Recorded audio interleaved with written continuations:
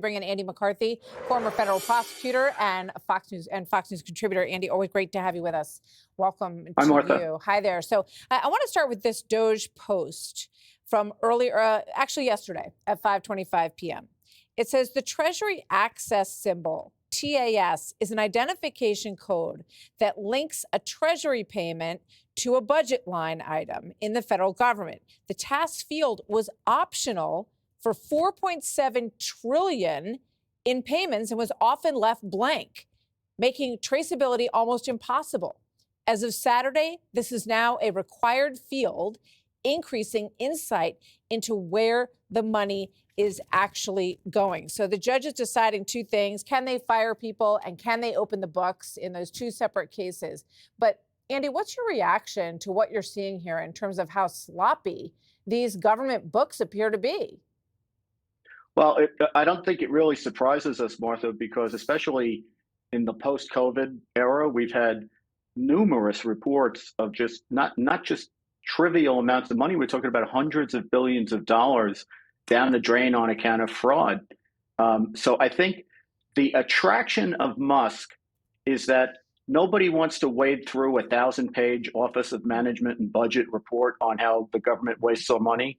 But he has drawn public attention, and that post that you just talked about goes to the heart of what's important here, which is improving accountability and getting the public to be aware of what the government's actually doing with the money. He's making people think they're not as powerless in this as they thought they were. Absolutely. And I can't help thinking, Andy, when I see these attorneys general in these states, these 14 states suing to keep him out of the books. And I'm thinking, why isn't there a taxpayer class action suit suing to get their money back when it's been so obviously mishandled? I mean, put up the billions of dollars. The Government Accountability Agency says it's likely the federal government loses between $233 billion and $521 billion annually to fraud. So why don't the taxpayers sue to get this money back, Andy?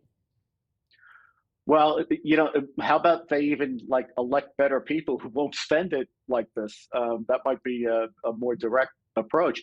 But I think, Martha, what we're seeing here is the progressive project in the United States is basically to disconnect accountability from government action. And what Musk is trying to reestablish, and President Trump, of course, is that people are accountable for what they're doing, and we can actually claw some of it back. Yeah. I want to play two back-to-back sound bites here quickly, if I can, guys. The first is Elon Musk in the Oval Office talking about what they've found so far in Social Security. And then Mara Gay talking about the fact that she thinks all of this is designed to destroy the government. Watch.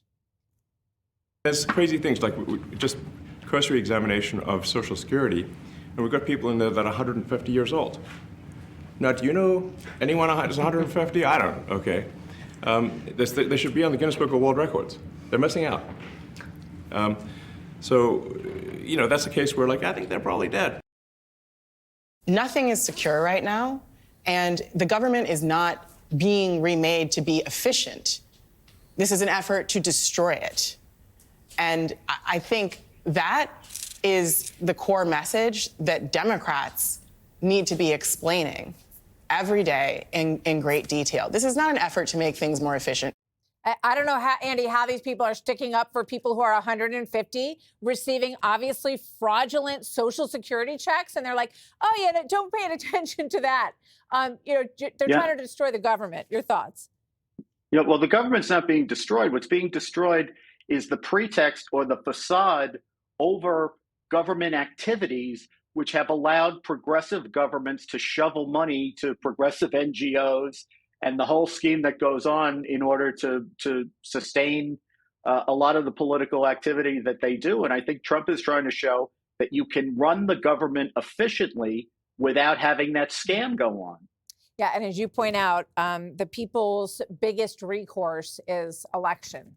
Time after time, it has not resulted in anything at all, even when people promised this kind of shakeup. So we'll see where it goes. But everybody's restless. People are pretty restless over it. Thank you very much, Andy. Right. Always good to see Thank you. Thank you, Andy McCarthy.